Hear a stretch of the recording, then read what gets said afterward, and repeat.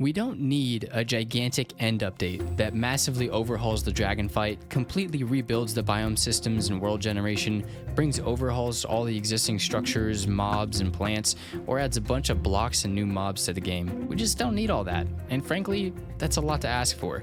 Recently, the devs came out saying they are completely changing the way they do content. Instead of being one big update a year, they're splitting it into smaller content drops, like the Armored Paws update. For better or worse, we'll find out more about what these drops will entail on Saturday. The community sentiment around an end update that overhauls the end like the Nether update did might just be out of the question.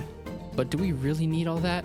Yes, of course we do. That'd be fantastic, but this is Cope, and we need to be let down easy. What I think is more than likely going to happen moving forward with these content drops is we're going to see small improvements made to the end over a period of updates. I think there is a lot of potential to overhaul a dimension that's basically 3 blocks and the void.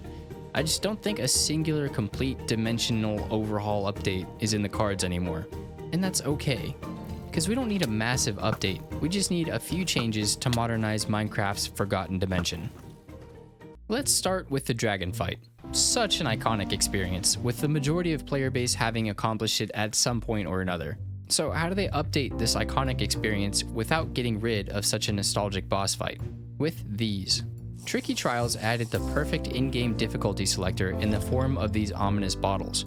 I propose an ominous challenge added to the dragon fight for an optional, harder, newer experience. This is an obvious way to preserve the iconic OG fight while providing a new challenging experience for the players that seek it. Even just adding a few of the ominous potions that drop during trial spawner runs would completely change the dynamic of the fight. Slow falling would come in clutch if the dragon launches you, infestation would add a little extra difficulty to the surrounding endermen that usually just kind of sit there and watch you, and leaping could help you swipe at the ankles when the dragon is just out of reach. I'm sure there's even more they could add with an ominous difficulty, maybe endermen that spawn in already aggressive towards the players, shulkers that spawn on the obsidian towers, or a border to keep the player from escaping. All the while, it's optional. Nothing changes with the original fight, so it preserves that iconic experience.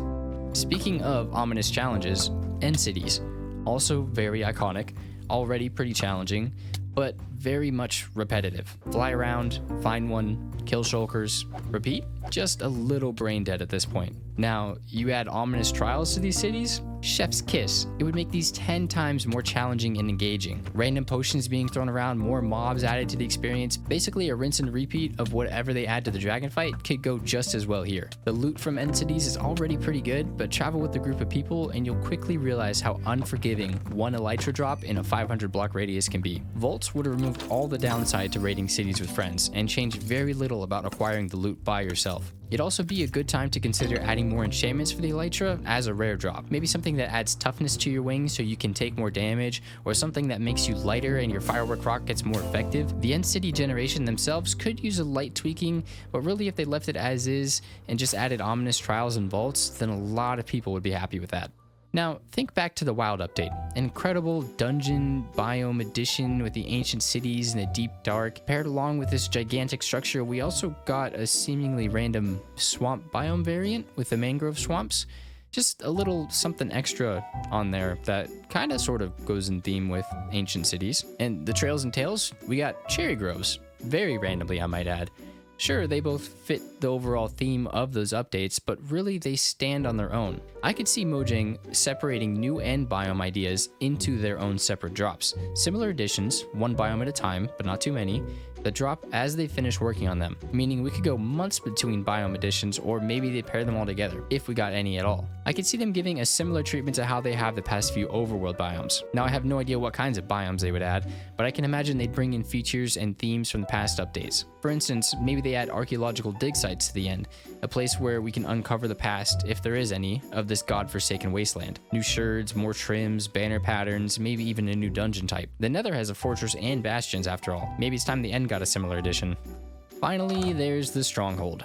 More like the forgotten middle child. Nobody actually cares about it, but everyone needs it to get to the end. After it's found and your portal is made, do you really ever go back to them? Strongholds might just need the biggest facelift, but they also fall into the same trap as the dragon. They're icons. change too much and you lose the magic. I mean, look at what they did with villages. Pre-Village and Pillage, they look like the Stronghold looks now. But in modern Minecraft, they still don't look as great, but they look a heck of a lot better than what they did. And they still feel like villages.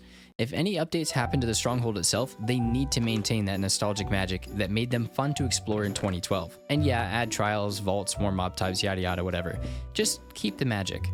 The community seems pretty divisive about the new development approach to drops, but until we see what they plan on delivering and how they go about it, we really just don't know what the future of Minecraft updates looks like. At the very least, I think it's safe to say the devs seem to be doing away with huge overhaul updates like we got with the Nether update and the Caves and Cliffs 1 and 2, meaning we are probably not going to get an End update as we expected. I think it's more than likely to see smaller improvements to the existing systems in the end that brings mechanics and ideologies they've worked on the past few updates into their most barren dimension. And that's okay. We might not be getting an overhaul like we wanted, but there is still a lot they can do in smaller portions. And either way, the devs deserve our trust at this point. We just gotta let them cook.